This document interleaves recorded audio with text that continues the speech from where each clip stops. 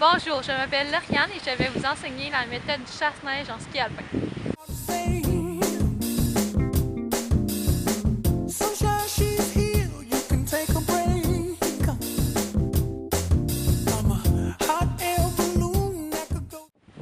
Pour commencer, je vais vous expliquer comment bien tenir vos bâtons. Donc, il est très important de mettre vos ganses dans vos poignets.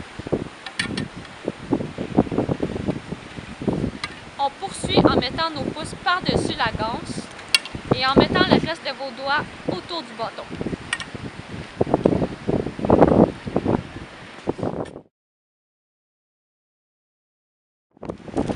Une autre étape importante est de fixer nos bottes dans nos skis. On s'assure premièrement que la fixe est descendue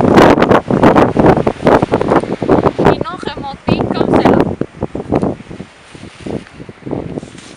Donc, on va commencer par mettre nos bottes dans nos skis. On met le devant de notre botte à l'avant de la fixe et on clenche le derrière de la botte à l'arrière de la fixe. On fait de même pour la deuxième. Et maintenant, pour enlever nos bottes de nos skis, il suffit de prendre notre bâton et de peser fort.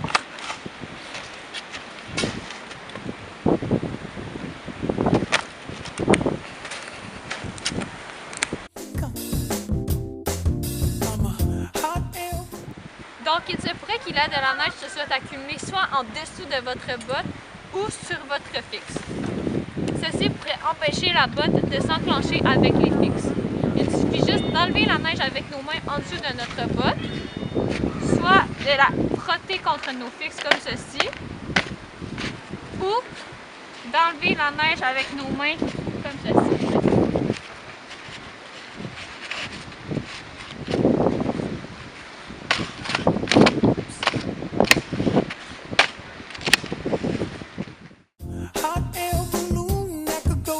Notez qu'il est préférable de commencer dans des pistes à fond vert.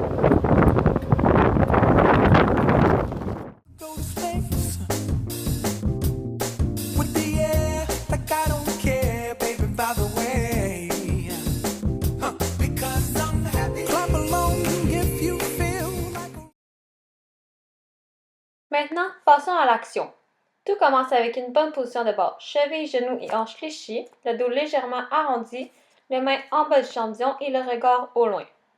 Il est important de maintenir cette position tout au long de notre descente afin d'éviter certains accidents.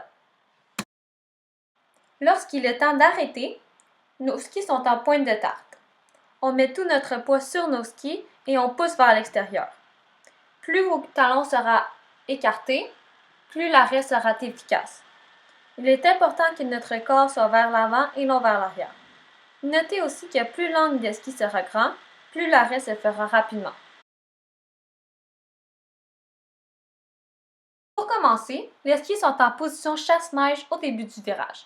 On amorce le virage par une extension simultanée à un transfert de poids sur le futur ski extérieur et on pivote le ski dans la direction où on veut aller.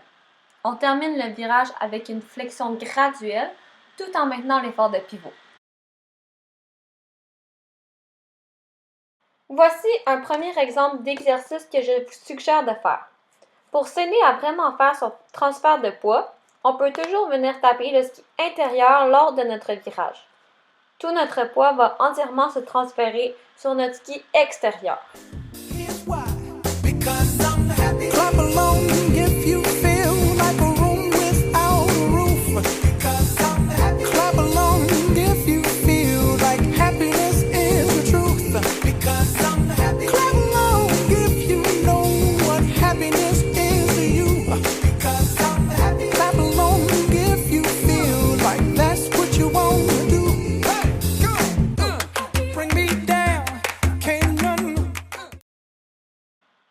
Voici un deuxième exercice qui va vous aider à faire vos extensions et vos flexions.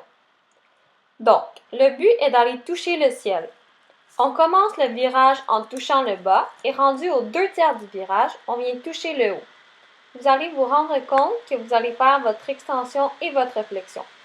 C'est aussi un exercice qui peut vous faire travailler votre transfert de poids.